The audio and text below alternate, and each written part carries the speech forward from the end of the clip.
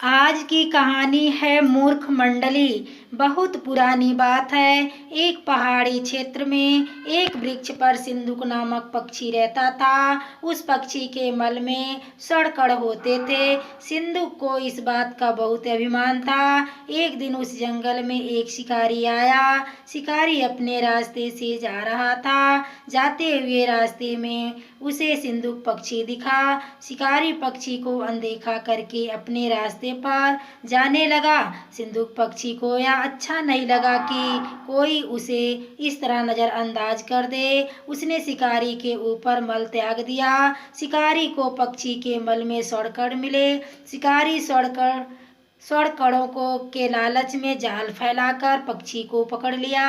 शिकारी उस पक्षी को अपने घर ले आया और उसे एक पिंजरे में बंद कर दिया। सिंदूक पक्षी जब भी मल त्यागता, शिकारी उनमें से सड़कड़ अलग कर लेता और उन्हें बाजार में बेच देता था।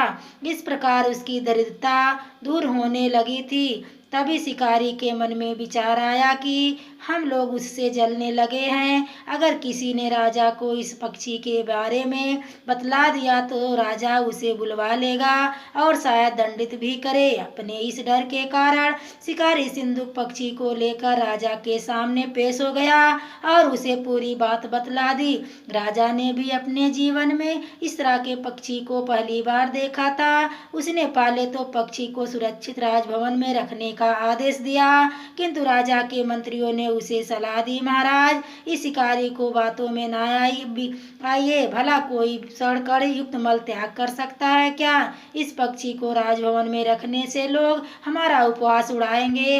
राजा को मंत्री की बात उचित लगी। उसने सिंदूक पक्षी को आजाद कर दिया और शिकारी को जाने दिया।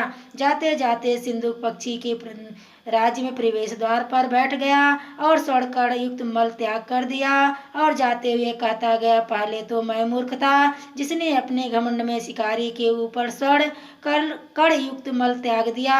फिर शिकारी भी मूर्ख था जो डर के कारण मुझे राजा के पास ले आया, और इस राज्य के राजा भी मूर्ख निकला जिसने भी बिना सोचे समझे अपने मूर्ख मंत्रियों की सलाह मानकर मुझे छोड़ दिया। इस राज्य में सभी मूर्ख हैं, इसे कहते हैं मूर्ख मंडली। दोस्तों, मूर्ख मंडली कहानी से हमें सीख मिली। हर कार्य को सोच समझ कर करना चाहिए, किसी के बहकावे में नहीं आना चाहिए। दोस्तों, कहानी पसंद आई हो तो प्लीज़ वीडियो को लाइक करें। चैनल पर पहली बार आए हो तो चैनल को सब्सक्राइब करें ताकि हम आपकी सेवा में ऐसी ही कहानियाँ लेकर उपस्थित रहे। आगे के नोटिफिकेशन के लिए बेल आइकन को जरूर प्रेस करें। धन्यवाद।